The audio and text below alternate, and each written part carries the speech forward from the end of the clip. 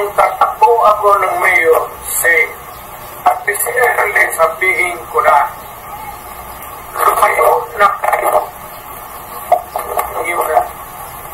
Kung ako ang mamayor. Talagang kilala si Duterte sa pagiging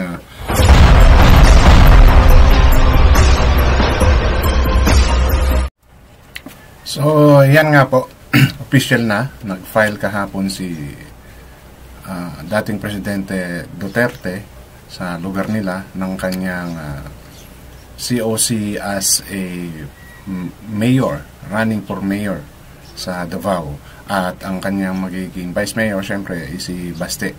Na speculated na yan, diba? Napag-usapan na yan, marami nang napag-usapan about dyan. And may lumabas pa nga na akala magse-senator siya.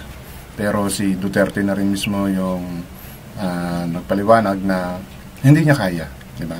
Because it's a national election, so kailangan niya umikot sa buong Pilipinas.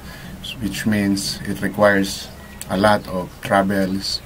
And yun nga, sabi niya sa kanyang interview or press conference na gusto na ba siyang mamatay. Kaya pinapatakbo siya. But bago mo akong patuloy, sorry, welcome po sa aking channel. And kung bago pa lang po kayo sa aking channel, please don't forget to like, share, and subscribe na rin po. And pakihit ng notification bell para maging aware kayo sa aking mga upcoming content. Any comment, suggestion, recommendation, please leave it on our comment section. Malay nyo, meron pa tayo mapag-usapan. Alright, so balikan po natin itong aking gustong i-share na video sa inyo na kung saan, yun nga, finally, si Duterte ay nakapag-decide na and he's running for mayor sa lugar nila sa Davao. Na sigurado naman yan, wala nang pag-uusapan na mananalo talaga siya. Diba? Kahit na sino pa yung tumakbo. Alam ko may younger Nograles daw na bali-balita na pwedeng kumalaban sa kanya, but seeing how the people, diba, adore Duterte sa lugar nila, and alam naman natin na ang Davao is Duterte, diba?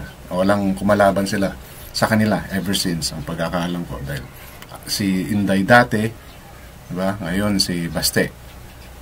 So kumaga all throughout ng pamamahala sa Davao is mostly Duterte. So for this one, sigurado to. And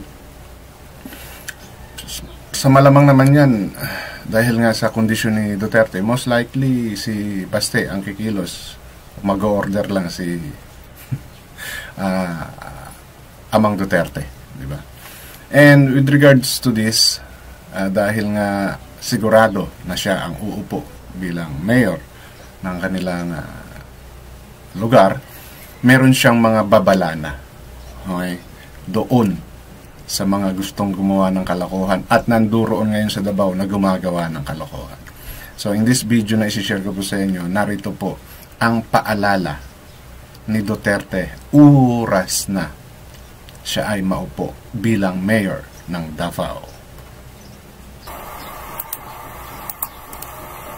So sa video na to, maririnig ninyo kung ano yung mga warning ni Duterte doon sa mga taong nanduron sa Davao ngayon na naghahasik ng hindi maganda sa lugar.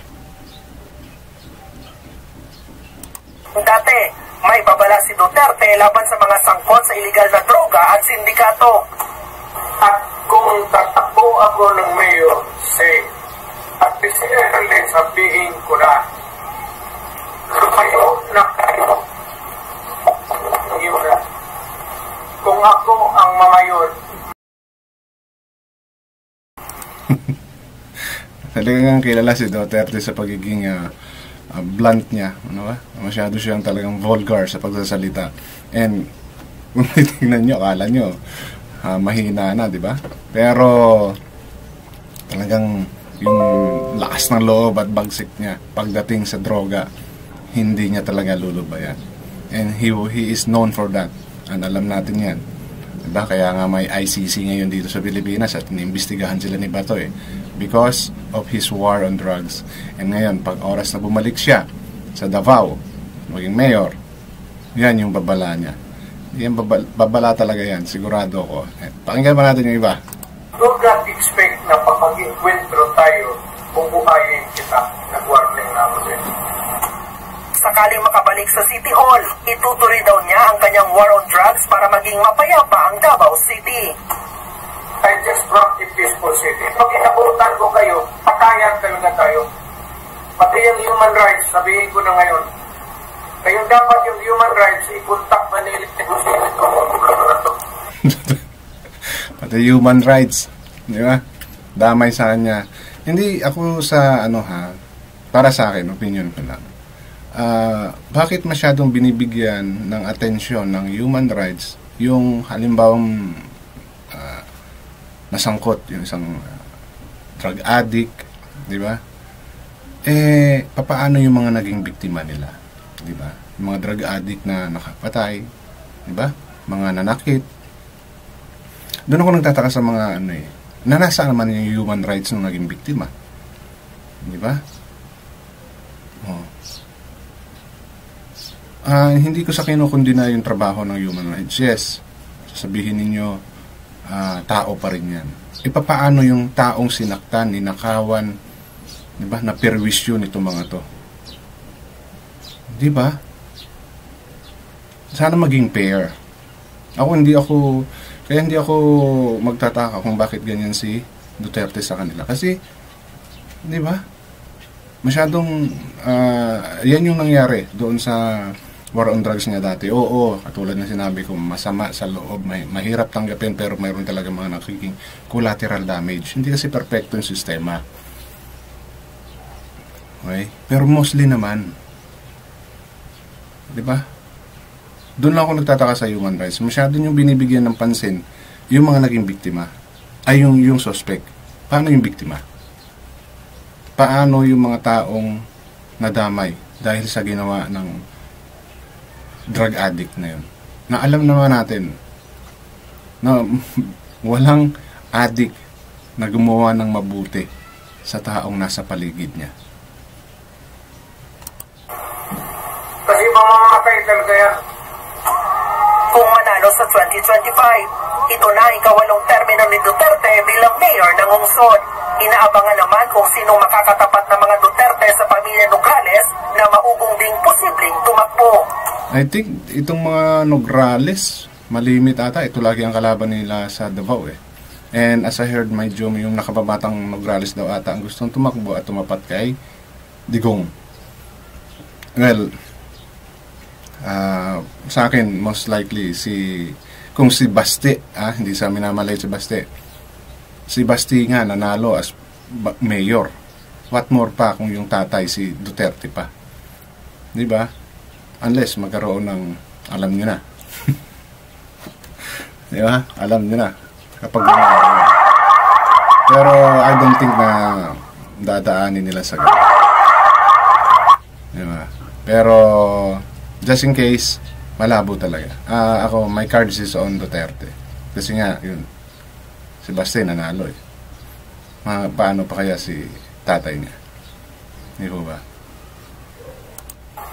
Bukod kina dating Pangulong Duterte at Mayor Baste, naghain na rin ang kandidatura bilang re-electionist si Davao City 1st District Representative Pulong Duterte. Kanina rin siya naghain ng Certificate of Candidacy sa pamamagitan ng kanyang representative na si Attorney Elijah Manuel Pipito. Kung manalo, ito na ang kanyang ikatlo at huling termino sa... So, yun lang po yung gusto kong share sa video na to. And official, si Duterte ay tatakbong bilang mayor ng Davao at hindi senator. Maidagdag ko lang, joke lang daw yun, natatakbo ng pagka-senator si Duterte. And yun nga, sa paliwanag niya, hindi niya kakayanin. Hihimatayin lang siya sa oras na tinanggap niya yung hamon ng pagka-senator. Alright, so yun lang po, and issue lang po tayo, walang personalan. Maraming salamat at hanggang dito na lamang.